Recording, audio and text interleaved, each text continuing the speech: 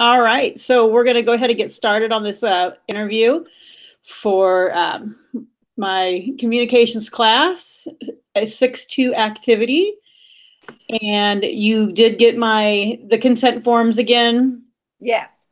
Okay, and just so you know that this is being recorded for my class, and only my teacher will see it. So what is it that you want to talk about today? Well, this is a tough subject, but I have a lot of friends as well as my husband who have cancer. And a friend of mine who had breast cancer 10 years ago just found out this week that she now has brain cancer, which probably has metastasized from her breast cancer. So I just got off the phone with her, and she's remarkably pragmatic about the whole thing. But it's really, I find it kind of difficult.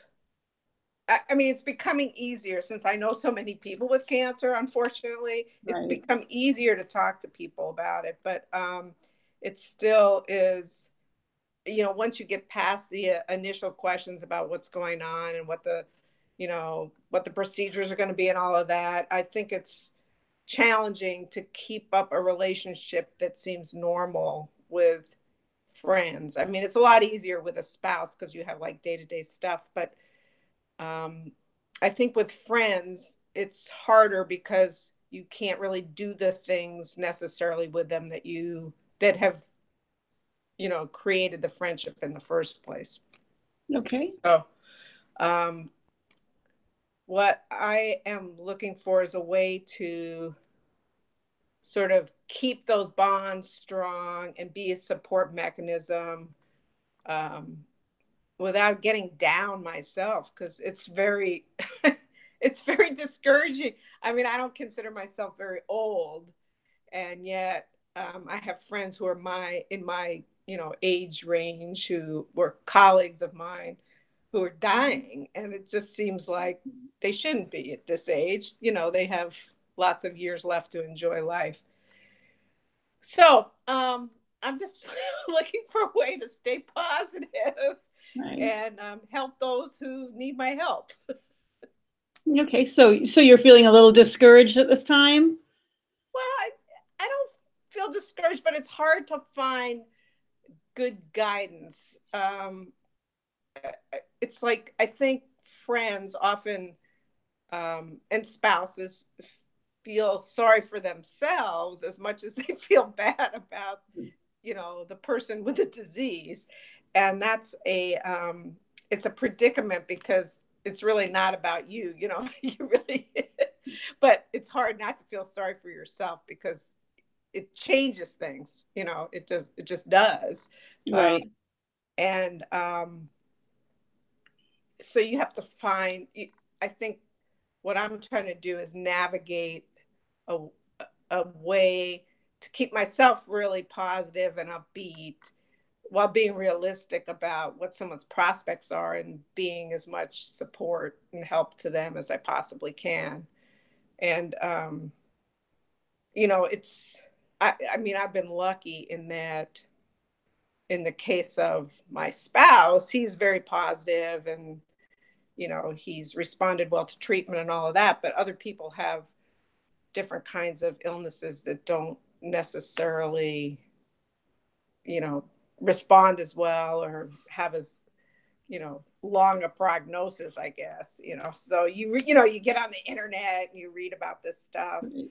and you get really depressed. so Yes. Yes.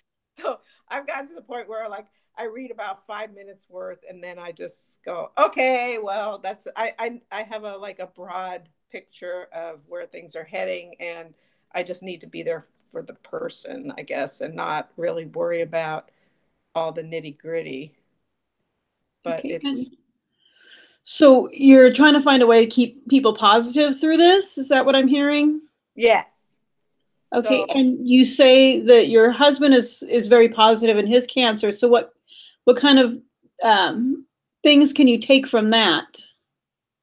What kind of well, ideas can you yeah, take from him being positive into your friendships? well, because he is so positive, keeps me, like I don't.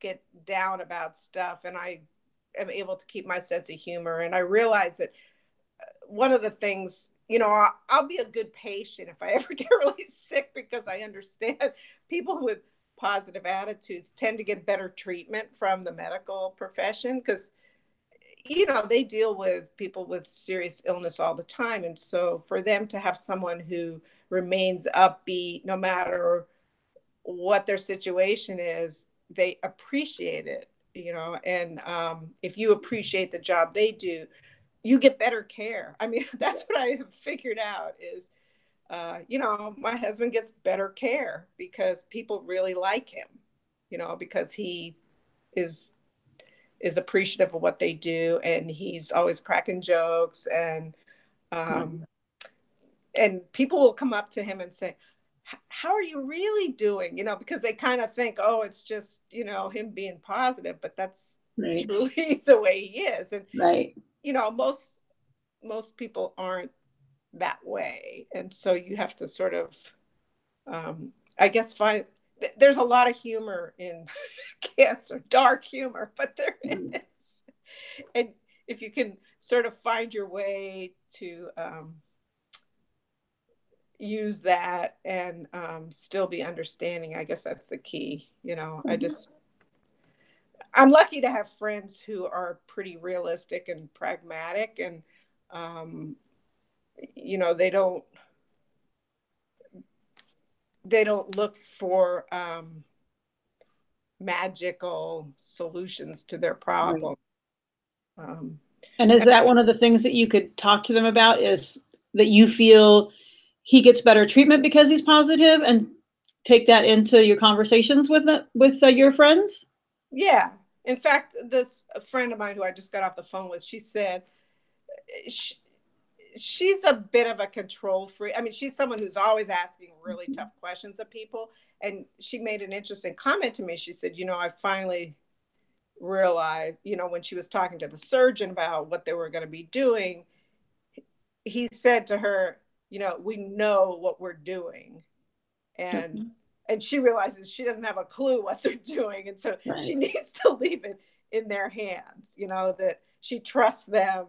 And she said, it's really there, it's out of my hands, you know, I just have to believe that they'll do the best they can do.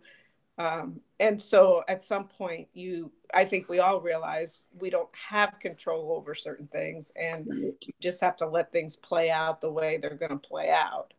And find a reasonable way to deal with the results, whether, you Right. know, hopefully they'll be positive, but realizing that they may not be.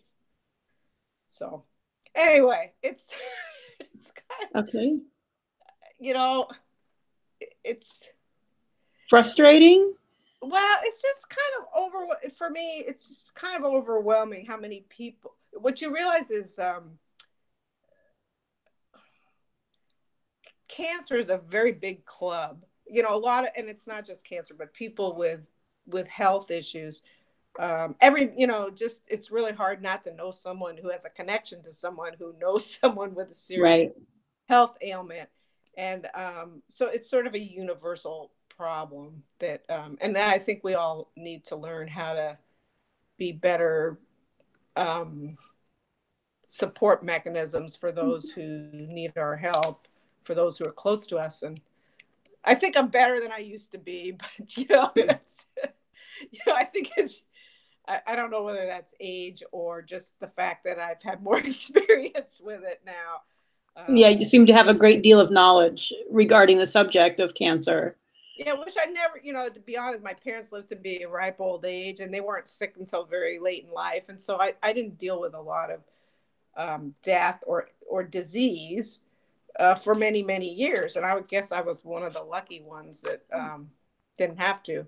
But now that I have to, I want to get better at it, I guess, and just Yes. like without like, you know, being down every single day. So I found therapy in making jewelry and keeping myself occupied with other things. But I think we all need our like an outlet and a Right. way to refocus our attention on things that are either creative or positive or productive in some way. But I don't know. Well, it sounds like you have some great advice for your friend. Yeah, she probably doesn't need a lot. I mean, she's been through breast cancer, but she said it was a lot more shocking. That one, she was sort of, it's not like where the doctor says you have breast cancer and you need to go to the hospital right now. Right. This was like they did an MRI and they said you need to go to the hospital right now. And so wow. It's a really sort of,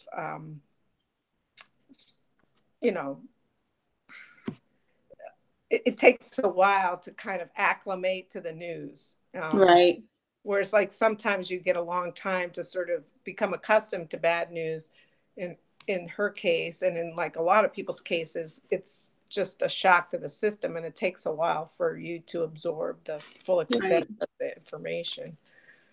But I think there's probably, and everybody reacts differently, and they don't necessarily all want the same type of support. So the trick is to find that way to let people know you really care about them and you're rooting for them without like getting in their way and getting too nosy or whatever, figuring out kind of that level, that healthy amount of concern. Yes. Well, it sounds like you have done a good job in supporting your friend and showing your friend support. And meanwhile, supporting yourself as well through the making of your jewelry and making sure that, you're being taken care of as well, besides just taking care of your friend and your husband. And keeping my sense of humor. Yes, and keeping your sense of humor.